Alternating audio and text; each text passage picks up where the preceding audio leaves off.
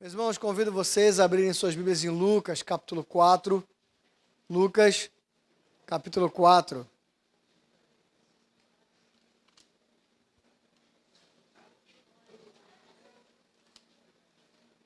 Lucas, capítulo 4. Vamos fazer a leitura dos versos 1 a 13.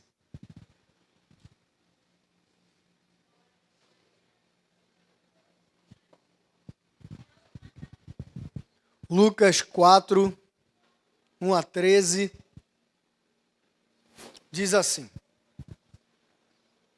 Jesus, cheio do Espírito Santo, voltou do Jordão e foi levado pelo Espírito ao deserto, onde, durante 40 dias, foi tentado pelo diabo. Não comeu nada durante esses dias e, ao fim deles, teve fome. O diabo lhe disse: se és filho de Deus, manda esta pedra transformar-se em pão. Jesus respondeu: está escrito, nem só de pão viverá o homem. O diabo o levou a um lugar alto e mostrou-lhe, num relance, todos os reinos do mundo. Ele disse: eu te darei toda a autoridade sobre eles e todo o seu esplendor, porque me foram dados e posso dá-los a quem eu quiser. Então, se me adorares, tudo será teu.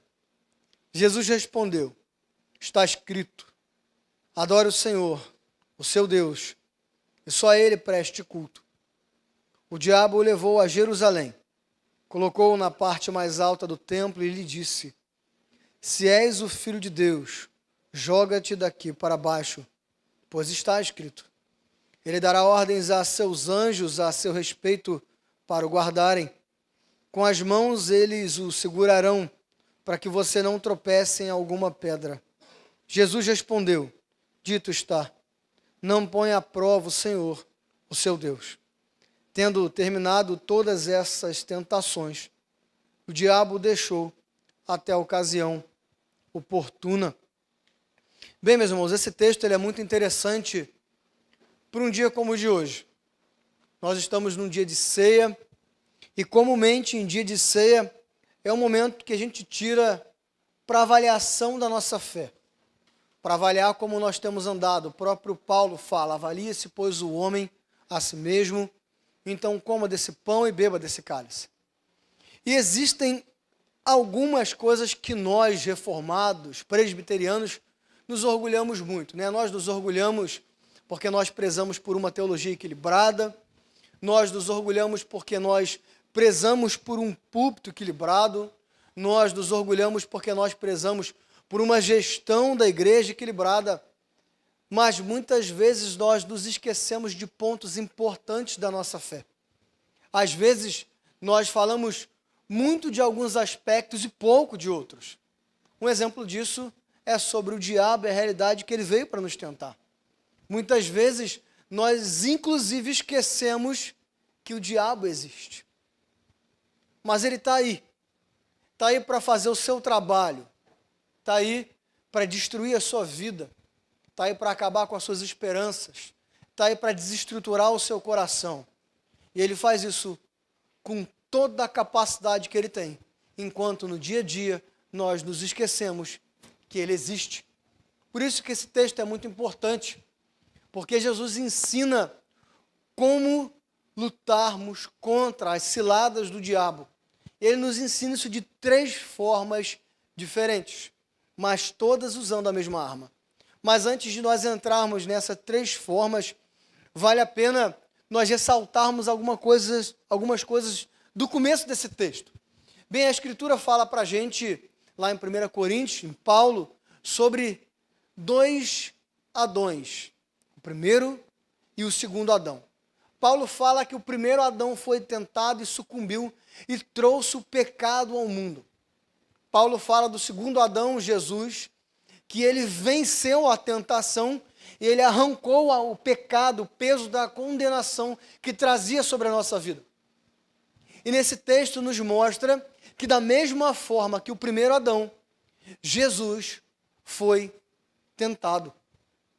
Só que existem alguns paralelos que mostram que a tentação de Jesus ela foi mais intensa. porque Adão foi tentado a comer de um fruto. No entanto, Adão estava cercado de outros frutos, ou seja, ele não tinha falta de nada. Jesus estava no deserto e, ao contrário de Adão, ele não tinha nenhum fruto do qual ele pudesse se valer para saciar a sua fome. Adão, quando tentado, ele foi tentado dentro do jardim do Éden com nenhum tipo de ausência, muito possivelmente sem fome nenhuma. Jesus foi tentado no deserto, em solidão e com uma fome de 40 dias. Mas ao contrário de Adão, Jesus vence a tentação. E vale ressaltarmos algumas outras coisas antes de nós entrarmos nesses 3 pontos de resposta de Jesus. Primeiro, vale lembrar que a figura que nós temos antes de Jesus sendo tentado pelo diabo é a figura de Jesus sendo batizado por João Batista. E é uma imagem profunda, maravilhosa, emocionante. Porque Jesus vem andando e João Batista, um homem que era temido até mesmo pelas figuras de autoridade da sua época, vê Jesus e diz: eis o Cordeiro de Deus que tira o pecado do mundo. Ele é aquele que eu não sou digno nem de sequer, abaixando-me, desamarrar as sandálias dos teus pés.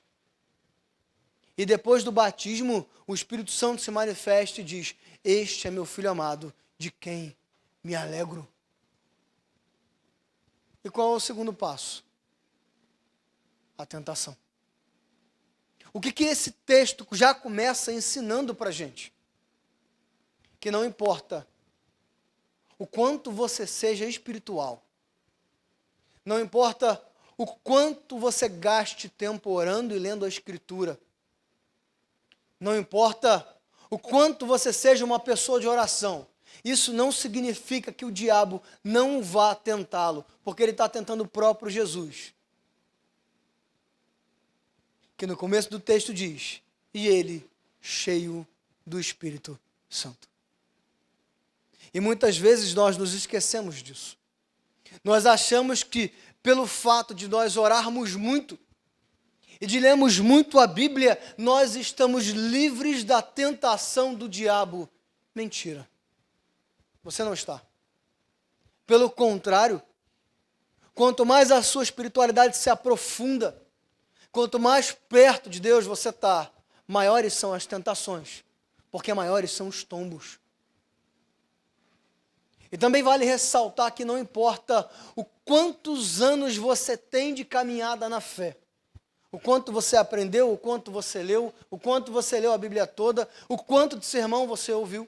Não interessa se você é membro há 30 anos ou 40 de uma mesma igreja. Não importa se você é pastor, presbítero, diácono, líder de ministério, se você sabe voar. Nada disso importa. Porque quem está sendo tentado aqui é o próprio Jesus. E se ele, que é o próprio Deus, o Messias, o Filho, a segunda pessoa da Trindade, é tentado, quanto mais nós, frágeis, passageiros, vis, pecadores, arrogantes, vaidosos, blasfemos, caluniadores. Então vale ressaltar isso. Não existe nenhuma condição em que você esteja, que o diabo esteja longe de você. Não existe nenhum patamar que você tenha alcançado em que agora você está mais distante da tentação do diabo do que antes. Como eu disse, meus irmãos, quanto mais alto você realmente está, maior vai ser a sua queda. Porque se o diabo derrubar você, que é o baluarte da sua família, foi-se o baluarte da família. E os outros? Se o diabo derruba você, que é o exemplo na sua vizinhança, o que dirá da vizinhança? Se o diabo derruba você, que é o chefe da sua família, a sua família vai ser toda desestruturada. Se o diabo invade e assola o seu coração, todas as outras áreas da sua vida onde tem a sua mão, o diabo vai afetar. Então você nunca vai estar livre da tentação do diabo. E lendo esse texto, muitas vezes nós nos perguntamos, mas por que o diabo tenta Jesus? Se ele sabe quem é Jesus, será que ele sabe? Sabe. A Escritura vai dizer o seguinte em Tiago: crês tu que há um só Deus? Fazes bem, porque os demônios creem e tremem. Existiam lugares que Jesus chegava, que os endemoniados corriam diante dele e pediam para não serem perturbados. O diabo sabia quem era Jesus. O diabo sabe quem é Jesus muito melhor do que nós.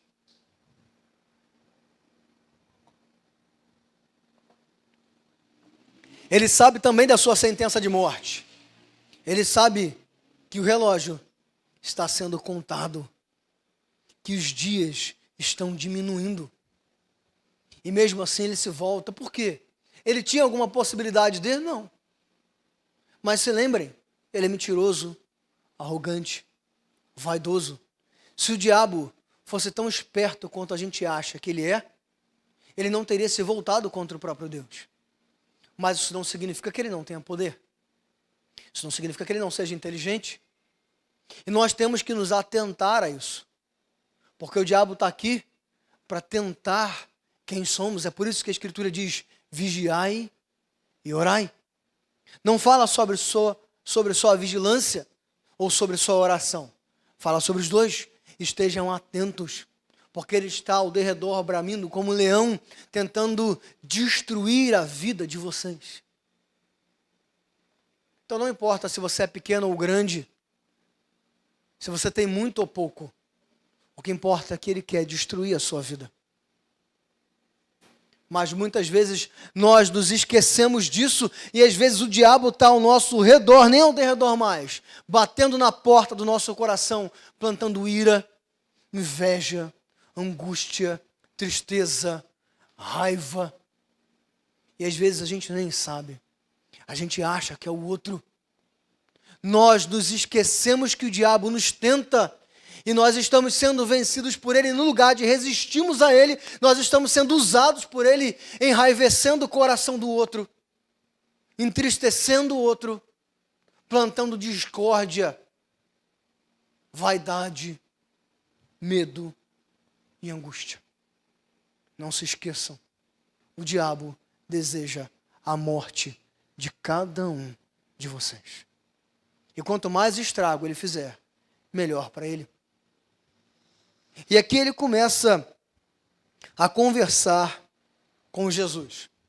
Jesus já estava 40 dias em jejum, sem comer, e o diabo chega diante dele e diz: se você é o Filho de Deus, manda esta pedra transformar-se em pão. E nós vemos que a primeira área que o diabo, ele age na vida de Jesus, ele age na nossa vida, são com questões emergenciais, questões reais. O texto fala para a gente que Jesus estava com fome. Ele tinha o seu lado humano, ele estava 40 dias sem comer, e ele foi mandado para o deserto justamente para ser tentado. O objetivo de Jesus era realmente passar fome no deserto. Não era nenhuma outra coisa além dessa. E o diabo fala o seguinte: você está com fome? Olha quanta pedra tem em volta de você. Mande que elas virem pão. Não há esforço nenhum nisso. E sua fome está saciada. Muitas vezes o diabo bate na porta do nosso coração falando sobre dores que realmente existem. Às vezes ele não coloca mentira. Ele potencializa verdades. Aquela verdade que te angustia. A incerteza do amanhã. A distância que você tem daquele familiar que vocês brigaram em um determinado momento da sua vida. A incerteza do seu trabalho. A falta de dinheiro. A não colocação no mercado de trabalho. São dores reais. O medo do futuro e da aposentadoria. Eu sou de uma geração que eu não sei nem se vou me aposentar. E se eu não tiver saúde? Mas se eu não tiver tempo? E se eu não tiver contribuído? São dores que existem. O medo da insegurança. Aqui na escola dominical eu comentei com os irmãos. Mata-se mais pessoas no Rio de Janeiro do que na guerra da Síria. É um medo real. Nós literalmente saímos de casa sem saber realmente se vamos chegar. Isso não é drama. Isso é realidade. E o medo de aonde os nossos filhos estarão daqui a 10 anos. E o medo de a casa que eu comprei depois de tanto sacrifício, será que esse bairro vai estar no mínimo habitável? E aquele carro que eu comprei com tanto esforço, será que ele vai ser levado no final do culto? E os anos que eu gastei me formando, será que serão suficientes para me colocar no mercado que está cada vez mais acelerado e mais exigente? E esse medo vai ganhando forma no nosso coração, e às vezes nós achamos que é a preocupação do amanhã, mas é o diabo dizendo, você está com fome? Mande que essas pedras virem pão. E ele começa a nos apontar atalhos. Existem atalhos. Existe um jeitinho. Se você pagar aquela pessoa que tem um conhecimento lá dentro daquele órgão, ele te aposenta. Se você pagar aquela pessoa que tem um conhecimento lá dentro daquela banca, ele te dá o gabarito daquele concurso público que você quer passar. Se você prender o seu filho a 7 chaves dentro de casa, você vai criar um monstro. Mas assassinado ele não vai ser.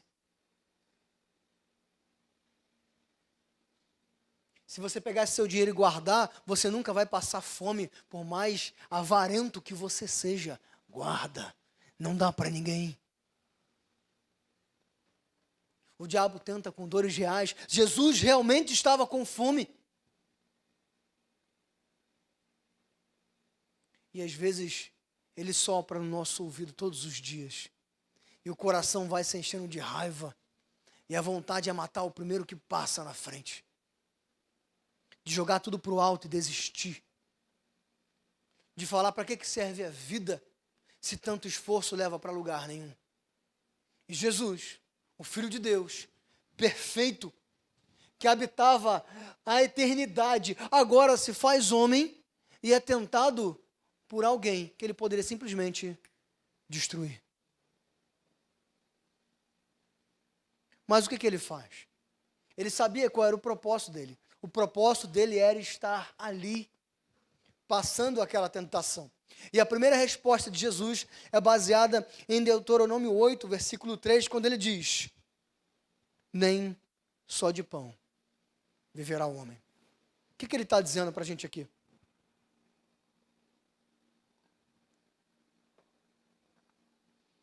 Ele está trazendo à memória o discurso de Moisés diante do povo de Israel, lembrando Moisés, o povo, todos os feitos que Deus tinha feito com eles nos 40 anos de peregrinação no deserto. Moisés estava trazendo à memória que eles passaram por um deserto infértil, sem vida nenhuma, que durante o dia faz um calor de no mínimo 50 graus, e que durante a noite faz um frio de pelo menos 0 grau. E Moisés está relembrando que naquela caminhada de 40 anos no deserto, não faltou roupa nem sandália.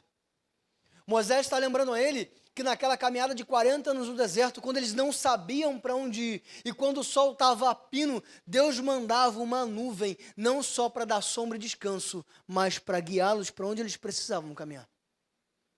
Moisés estava lembrando a eles que quando chegava a noite fria e tudo ficava escuro, ele mandava uma coluna de fogo, não só para guiar e iluminar o caminho, mas para aquecer o povo que não tinha roupa suficiente para aquilo. E Deus estava lembrando a eles que naquele lugar sem vida e comida, ele mandava todas as manhãs o maná para eles se alimentarem. Moisés está dizendo para eles o seguinte, nem só de pão viverá o homem, mas de tudo que vem do Senhor. Moisés está dizendo para o povo de Israel, e Jesus está dizendo para o diabo o seguinte, eu não dependo do que está ou não à minha mão, mas do Deus que governa a minha vida, apesar das dificuldades. Então, quando o diabo tentar o seu coração, saiba que os momentos são difíceis, e realmente eles ficam difíceis. Deus nunca prometeu para a gente uma eternidade de bonança, a não ser com Ele no final dos tempos. Mas Ele prometeu que apesar das dificuldades que nós passaremos, Ele vai estar com a gente todos os dias. Quer o sol esteja escaldante, Ele manda a sombra para te dar vida. Quer o frio esteja nos ossos, Ele manda fogo para aquecer o seu corpo. Que a comida falte à mesa, no dia seguinte, Ele vai mandar o que você precisa, o essencial, porque acima disso, você já tem o que é o mais importante, Deus que nunca te abandona. Por isso, todas as vezes que o diabo tentar você com coisas reais, com dores reais, que afligem o seu coração, se lembre que Deus nunca te abandona. E Ele conhece a sua dor, porque Ele também teve fome. Ele não é um Deus impessoal, que está sentado num trono e não conhece nada. Ele sabe qual é a dor da fome. Ele sabe qual é a dor de precisar de uma coisa urgente e não ter. Ele sabe qual é a dor de passar por um deserto. E ele diz, nem só de pão viverá um homem. Deus é a minha satisfação. O amanhã pertence a Ele. Todas as vezes que o diabo tentar do amanhã, saiba que no amanhã, Cristo já está.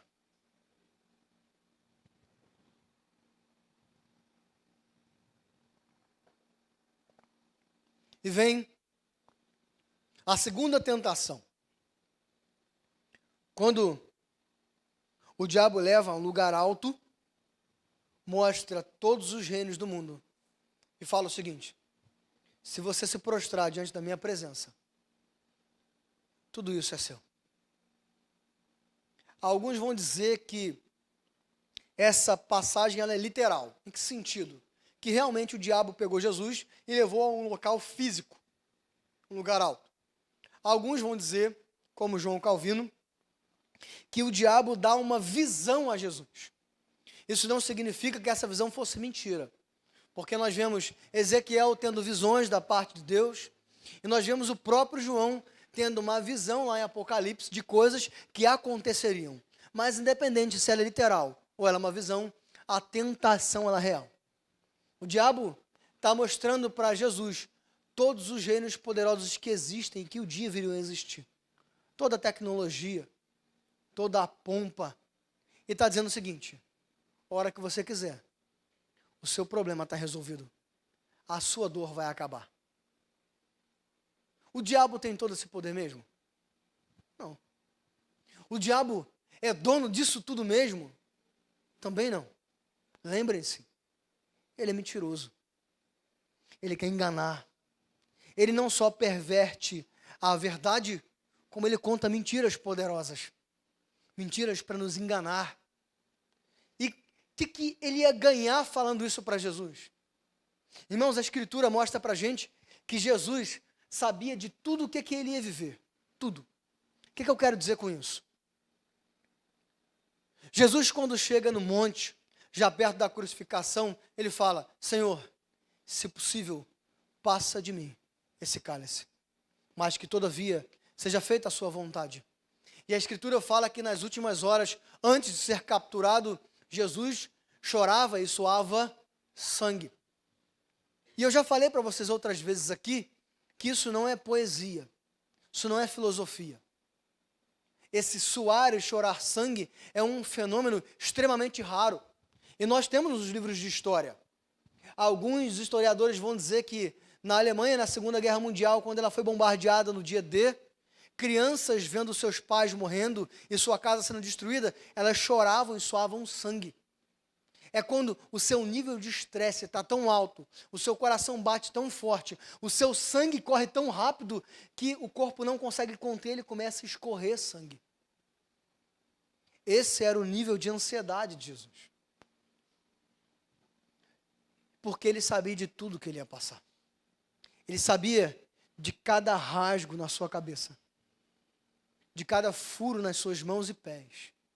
Ele sabia de cada ferida que seria aberta nas suas costas. Ele sabia que seria abandonado por todos aqueles que estavam em volta dele. Ele sabia que na cruz ele seria caluniado. Ele sabia que na cruz ele seria completamente abandonado por Deus Pai. Por isso que ele fala: Deus meu, por que me desamparaste?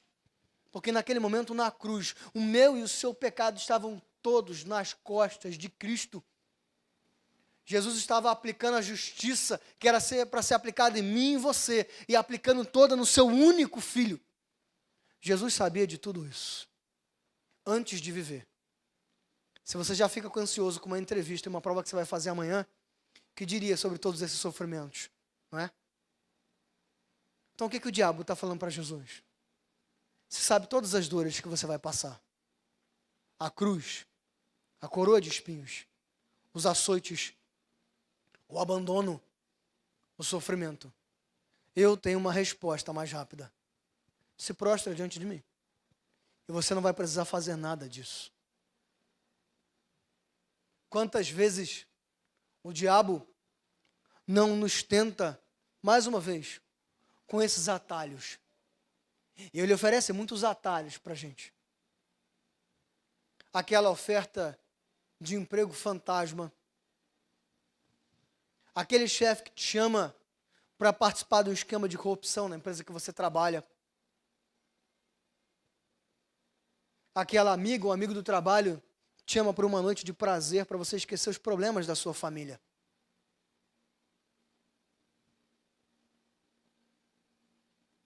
Aquele jeitinho de um conhecido nosso que a gente pode dar e a gente corta um monte de caminho.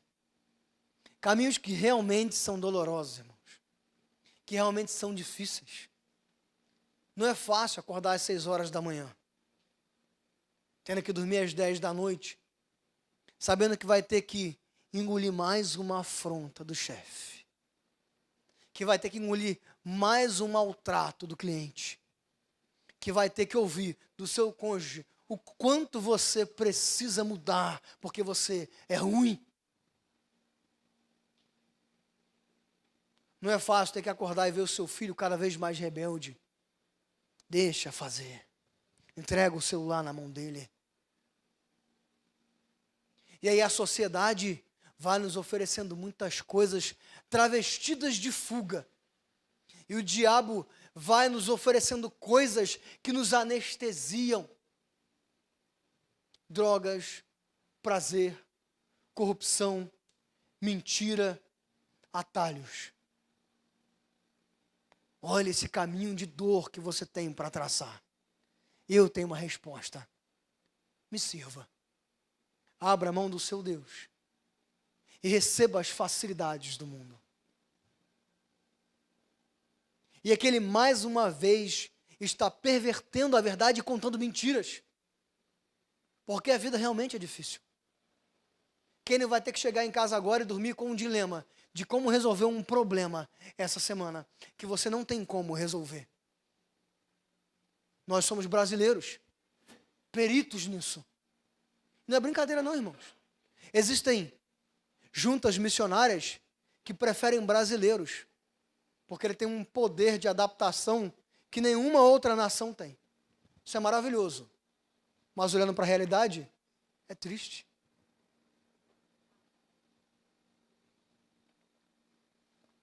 E realmente existe muita dor na vida. E realmente muitas vezes nós queremos encurtar o caminho porque nós não aguentamos mais essa dor. Mas Jesus responde para ele. Se valendo de Deuteronômio 6,13, quando ele fala o seguinte: adore o Senhor, o seu Deus, e só a Ele preste culto. Jesus está dizendo o seguinte: eu conheço realmente todas as dores da minha vida. Eu conheço com profundidade. É melhor do que você. Mas eu digo para você o seguinte: é muito melhor as dores com Deus do que fora dela. É isso que Jesus está nos ensinando. Todas as vezes que o diabo nos tentar a fugirmos das dores da vida, Jesus nos ensina o seguinte: é muito melhor passar por cada uma delas com Deus do que sozinho. Porque uma hora a conta vem. E é isso que Paulo fala para Timóteo, meus irmãos. Quando ele fala para Timóteo o seguinte: Timóteo, eu passei muitas dores, fui traído, fui abandonado, fui perseguido, mas uma coisa eu te digo, Timóteo: combati o bom combate, terminei a carreira e guardei a fé. A coroa da justiça está à minha espera. Paulo está dizendo o seguinte: eu sofri, Timóteo, foi difícil, As dores foram reais, mas eu digo para você, eu passei por todas elas e em nenhuma eu abandonei o Deus da minha fé. Por isso eu digo para você que agora, apesar de tudo que eu passei, as minhas mãos estão limpas, Timóteo, e eu vou receber a recompensa final e ela é a que me cabe. Todas as vezes que o diabo nos tentar, é essa a convicção que deve nos sustentar, sabermos que apesar de tudo, nós permanecermos firmes no caminho. O livro de Daniel conta duas histórias maravilhosas sobre isso. Sadraque, Mesaque e Abdinego, que foram desafiados e ordenados a se prostrarem diante da imagem do rei. E eles não fizeram. E eles foram lançados na fornalha. A resposta deles é o seguinte: vocês podem nos lançar na fornalha, nós não vamos nos prostrar. Se nós morrermos, morreremos para a glória de Deus. Se nós vivermos, viveremos para a glória de Deus. A expectativa daqueles homens não era sair vivo da fornalha. Era entrando nela, Deus estaria com eles. E o mesmo acontece com Daniel. Quando a Babilônia é dominada pelos persas, e Daniel tem uma posição de privilégio, e os homens que concorrem com ele ficam cheios de inveja e procuram um erro na vida de Daniel. Interessante que eles não acham nenhum. E se os nossos inimigos e o diabo procurassem um erro nas nossas vidas que nos condenasse? E aí, como eles não podem fazer nada quanto a coisas de errado que Daniel faz, o que eles fazem? Eles criam uma armadilha. Eles vão para Dario e fazem o seguinte: Senhor, o Senhor é o rei dos reis. Vamos fazer uma coisa que te agrade. Vamos fazer uma lei que durante um determinado período de tempo, nenhum habitante da Pérsia poderá pedir nada senão ao Senhor, a nenhum outro homem e a nenhum outro Deus. Por que eles fizeram isso? Porque eles sabiam que Daniel orava 3 vezes ao dia, virado para Jerusalém, lembrando dos seus irmãos que estavam lá exilados. E eles pegam Daniel no flagra e levam diante do rei e falam: o seu edito foi assinado, agora ele precisa pagar. E Daniel vai até a cova dos leões.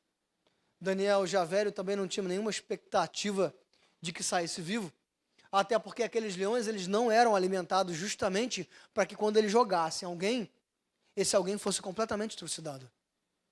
Daniel foi sem medo, porque ele sabia que era Deus quem estava com ele, apesar da grande possibilidade de ser trucidado. E ele não é.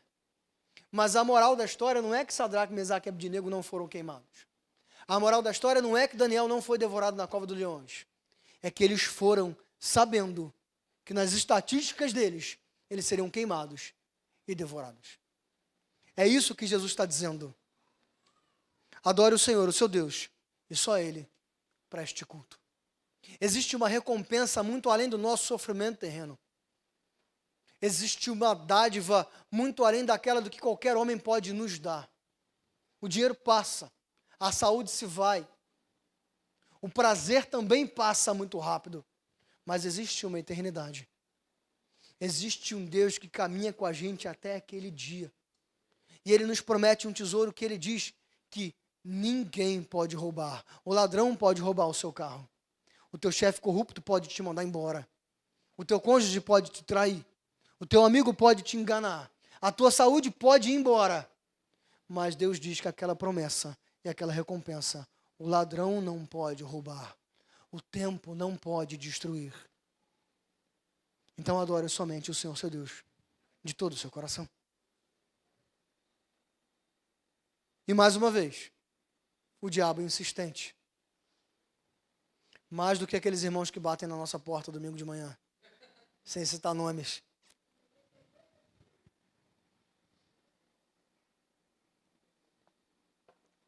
Ele diz o seguinte: se és o filho de Deus, jogue-te daqui para baixo, pois está escrito: Ele dará ordens aos seus anjos a seu respeito para o guardarem. Com as mãos eles o segurarão para que você não tropece em alguma pedra. Ele está dizendo o seguinte para Jesus: se você tem toda essa fé mesmo, se você se garante tanto que esse Deus te guarda, então se joga, vamos ver se é verdade. Porque se ele te guarda mesmo, ele te segura. Agora, se você morre, quer dizer que é mentira, que ele nunca te guardou. E o que o diabo faz? Faz a mesma coisa que Jesus, está escrito. Salmo 91. O Senhor dará ordens aos anjos ao seu respeito. Mas lembra que a gente falou que o diabo ele perverte a verdade? Ele esquece propositalmente uma parte do Salmo. Porque ele fala o seguinte: ele dará ordens aos anjos a seu respeito para o guardarem. Ponto. Mas o texto fala, para o guardarem onde quer que for. O Salmo 91 está dizendo que, ainda que você esteja num lugar bom ou ruim, Deus está te guardando. Mas ele esconde essa parte. Ele só bota aquilo que pode ser agradável. Então se joga. E às vezes ele faz isso no coração da gente. Se Deus é misericordioso, vai lá e faz. O que tem? Trai o seu cônjuge. Deus tem misericórdia. O que os olhos não veem, o coração não sente. Se tem aquele esquema de corrupção, e se Deus permitiu que você participasse dele para se aposentar melhor, para dar uma condição de vida melhor para a sua família, olha quanta coisa boa. Então faz. Porque onde quer que você for, ele vai te guardar. Se Deus não tivesse contra isso, ele não colocaria isso no seu caminho. Quantas vezes isso já não veio no nosso coração?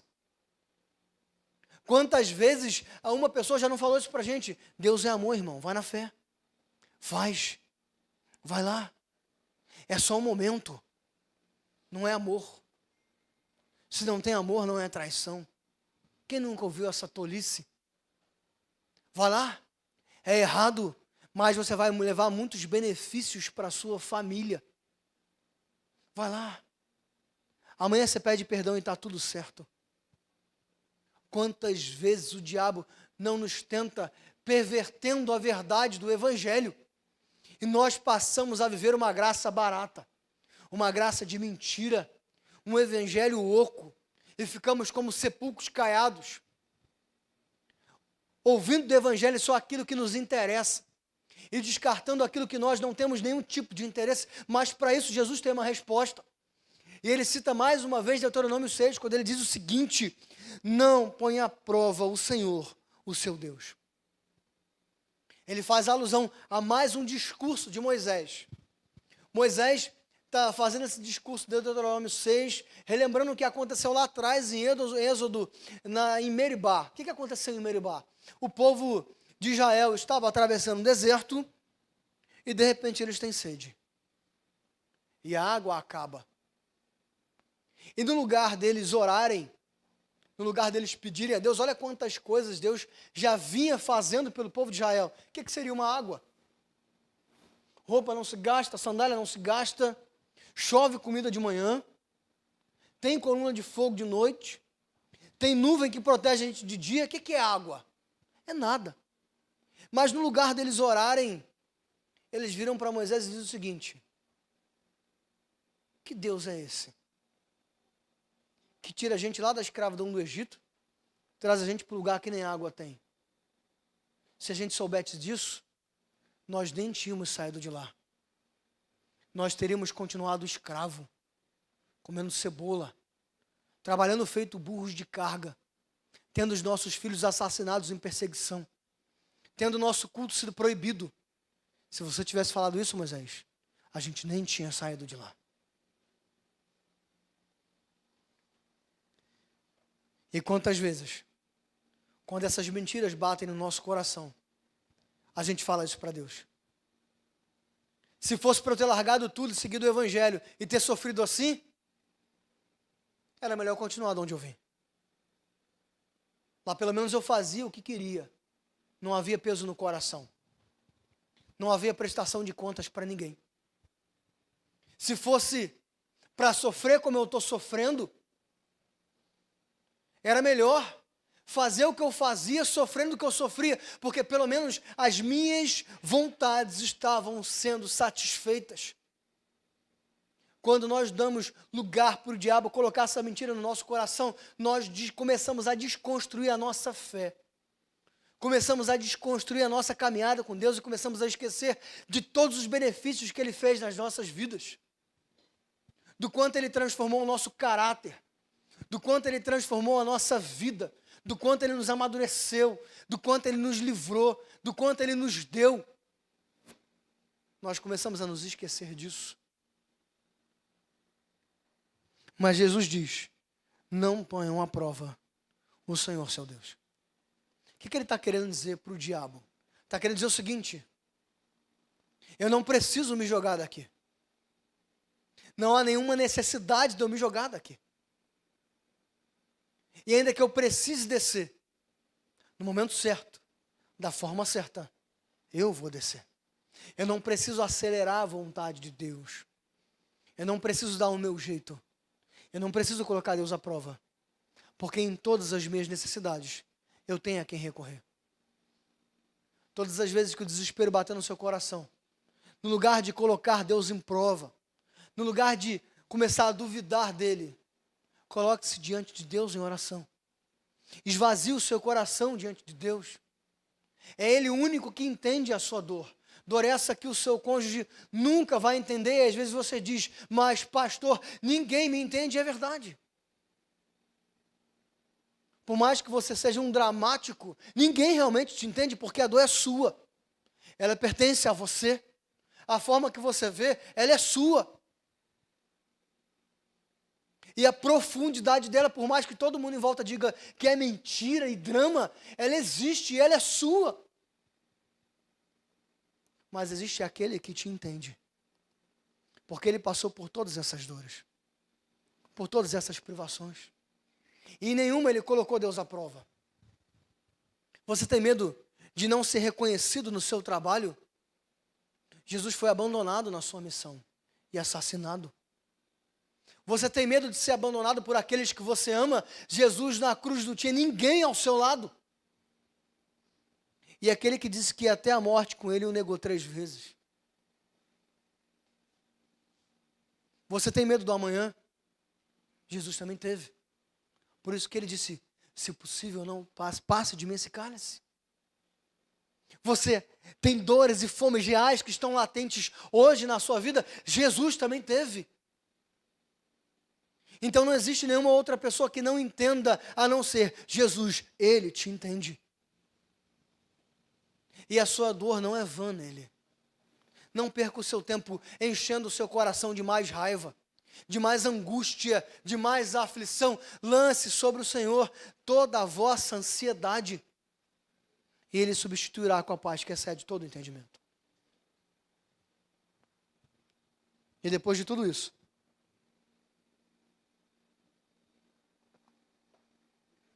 o que o texto fala para a gente?